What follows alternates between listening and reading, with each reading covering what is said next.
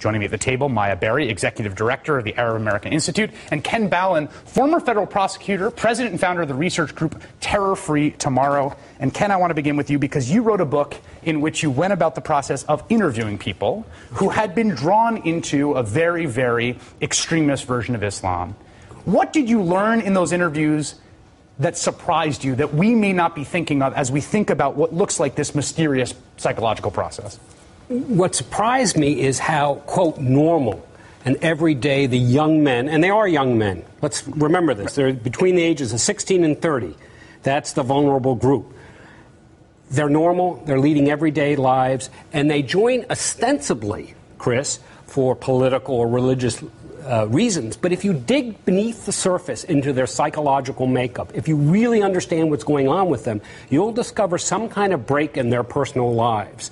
Something going wrong, a failed love affair, a family conflict, an alienation, as we see in this case, and that leads them to join this movement. So whether they self-radicalize over the internet or they're a part of a collective group, they end up joining because of some kind of personal issue that oftentimes we're unaware of.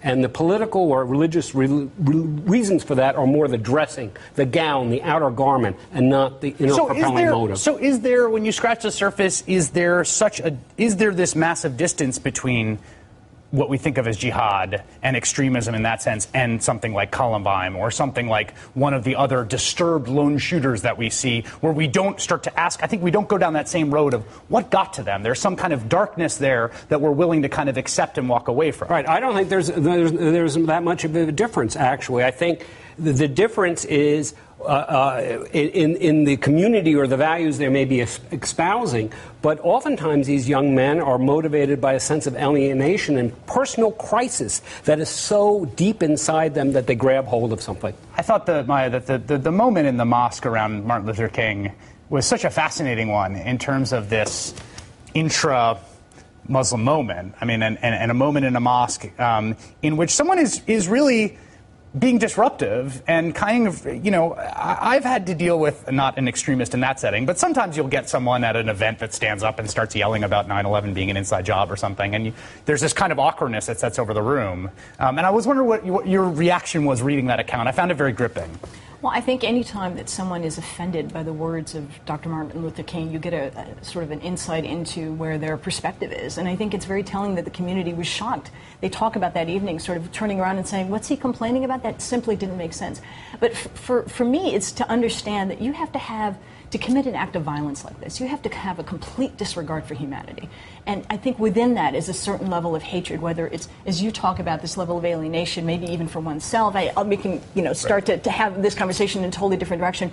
But for them to engage in this kind of act, for them to feel this way. Suspected of engaging, we should be sure, clear. the speculation is, as right. we know it. So, and I think that the moment with Dr. King, the moment with complaining about a Thanksgiving turkey, the idea that there is speculation he complained that his siblings were too Americanized. I mean, all of this is the kind of thing that is just very alien for a lot of folks. Very interesting reporting today about a friend of Tamerlan who seems to have been in some ways part of the cause of the trigger of this radicalization, who himself was a convert.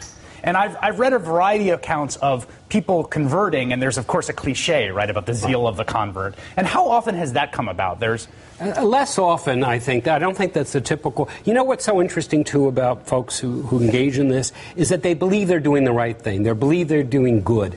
And they become so convinced that they're serving God in this cause that they don't see their acts as evil. They don't see themselves as being sociopaths or not caring about other people, because for many people, these are acts of good that they're doing on earth. And that's an important framework to remember. Well, and I think the reason this is really important is because people are hearing this, right? And I think actually the reporting on this, I think, has been pretty good so far, and people's reaction in terms of, and Deval Patrick has been very clear, and Barack Obama has been very clear about we're not going to say that like all boxers might go on to become horrible murderers, right? If there's that there's a distinction here between what these two people are alleged to have done and the faith they had. But I think that the point there when you say, well, this started out as normal people, it gives me almost this kind of awful feeling, right, of like, well, you never know who's around the corner. And what you're saying is that it's more a psychological story than a sociological one, right? That there's something happening internal, and that framework, which is a framework we use when we apply it to all kinds of other events that happen, might also be applicable here.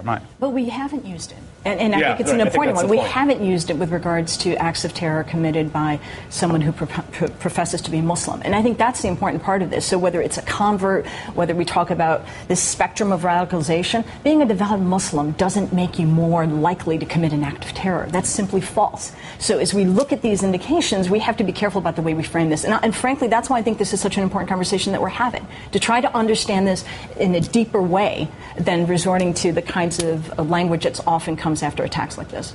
All right. The question I have for you, Ken, is this. Okay, Carol just said the word of police work, right? So traditional police work, the idea is like the crime happens, you figure out who did it, right?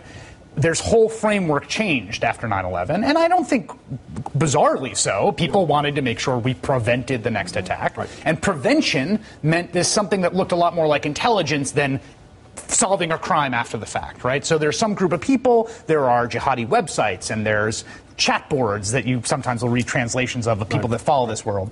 And the question is, how much is it an indicator of someone's involvement in that stage, right? I'm posting to chat boards, to actually becoming someone who would do something like plant a bomb among a crowd of people? The problem is there's no predictive path. I think many people will go on to the chat boards or explore jihadist websites. Suppose I'm interested in them just to see what they're thinking. Does that mean that I'm going to engage in violent actions? Suppose I'm part of a community of a Muslim and are interested in seeing what these people are thinking in order to refute it.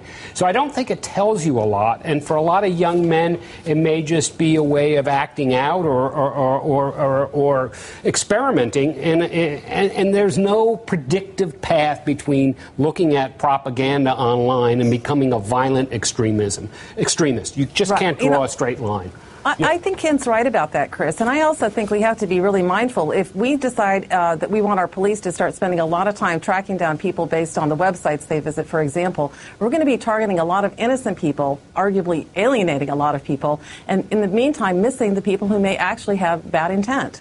And so I think that's a real bad direction to go. Let me play the skeptical conservative here, because before we all sort of sitting in a hot tub of consensus. I mean, there's some degree to which you do want. I mean, if someone is going through a process in which they are increasingly aligning themselves with, there's both the question of aligning themselves with the belief system, right? But then there's also a question of any kind of operational ties, or are they having actual communication with people? I mean, there's some level at which I feel like we want to know what's going on in that process, or is it that we can't really do anything until until we nab them maybe buying the gunpowder? Well, the thing is, we do want to know.